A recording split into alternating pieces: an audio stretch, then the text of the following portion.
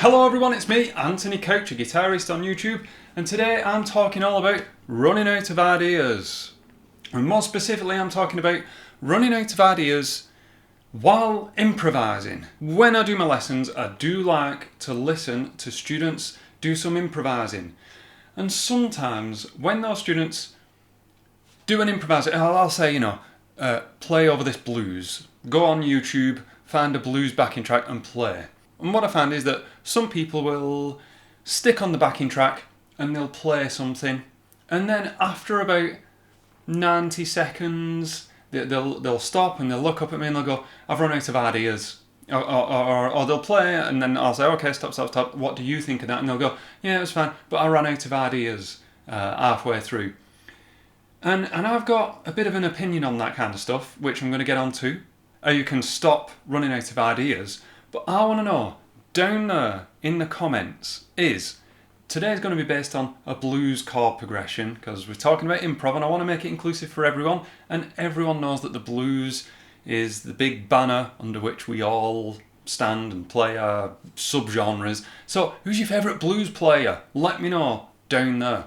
So the reason why I think that the guitarists run out of ideas, and it sounds quite harsh when I just say it, but let me go into detail, don't be angry at me, is you're probably not using ideas to begin with.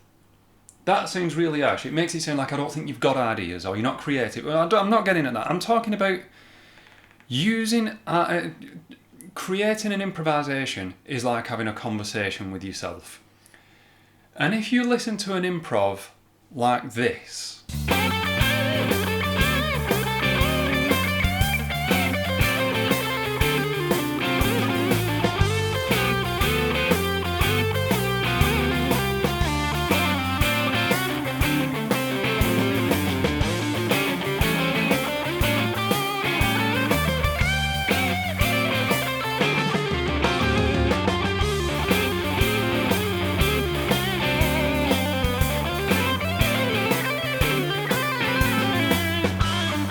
You can hear though that I'm using blues licks and I'm stringing things together, but eventually I'm going to run out of steam. I'm not having a conversation.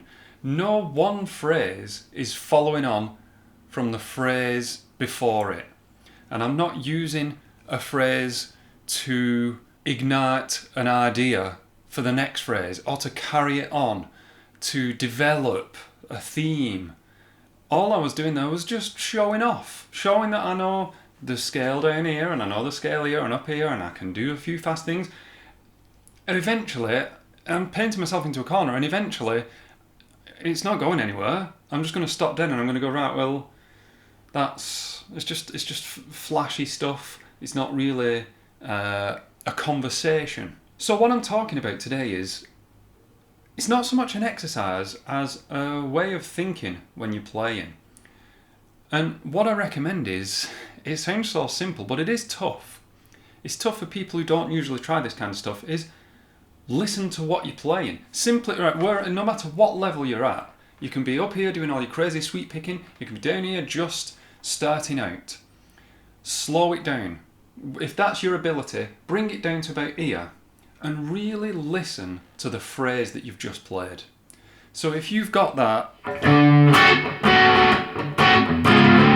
standard shuffly blues thing, and you play,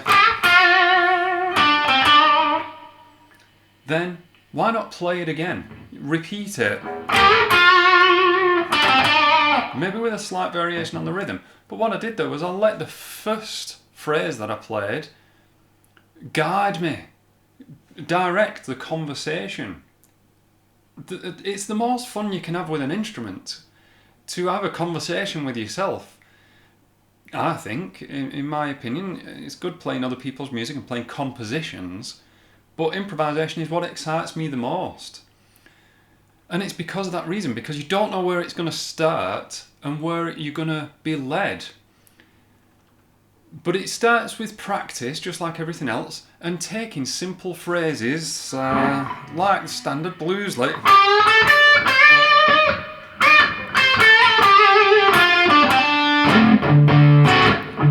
Now I'm going to repeat that that chord with a different ending. Then again.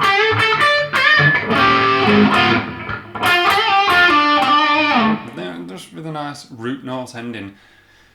I think this illustrates it better than what I just did. All I'm going to do is repeat a very similar phrase, repetition and slight variation.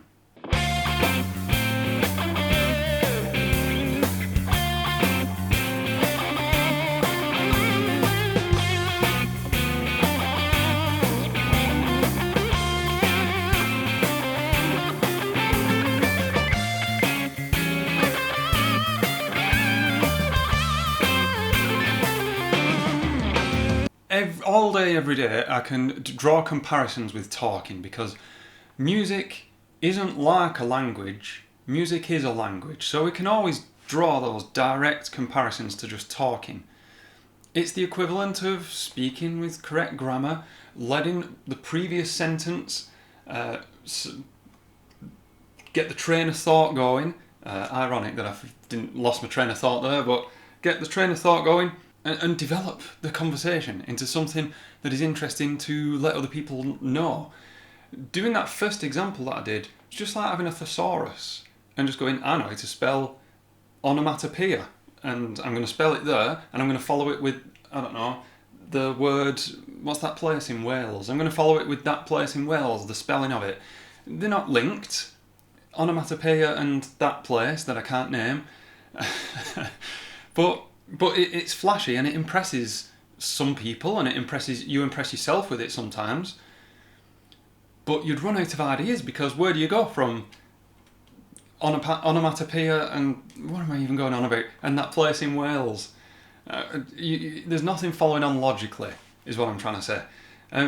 So here's a bit of an exaggerated example where I do make a point of playing something and then letting that direct what happens next.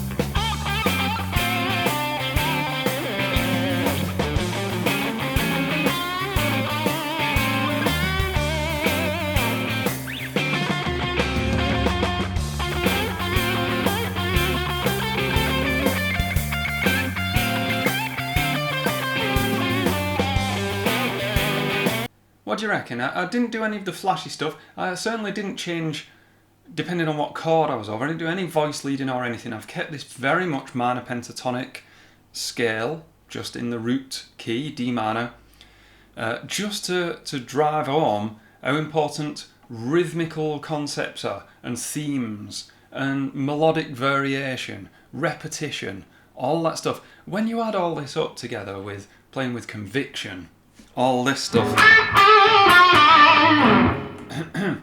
especially in the world of blues, that just sounds like music. It sounds like guitar music. And you're never going to run out of ideas, because what you've just played inspires you to develop onto what you're about to play. So it sounds really easy to say, but think about that. There's your ability. If you try this at your current top ability, you're going to burn out. It's tough. It's tough to do it, to develop stuff, because you might play something in one area, like a really fast, cool run, and then go, I want to develop that further up the neck, but you might not be at that technique yet.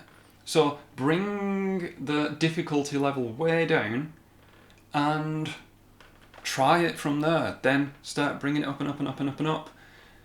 It creeps its way into your playing. Record yourselves often and all the rest of it. Okay, I'm off to go and practice. Well, no, I'm not. I was going to say I'm going to go and practice on blues. I need to listen to the backing track I was going to use for this. It was way too overcomplicated, so I stuck with the blues. Can you imagine if I stuck with this one though? Anyway, I've been Anthony Couch. Thank you very much for watching. Stay tuned for more shred stuff.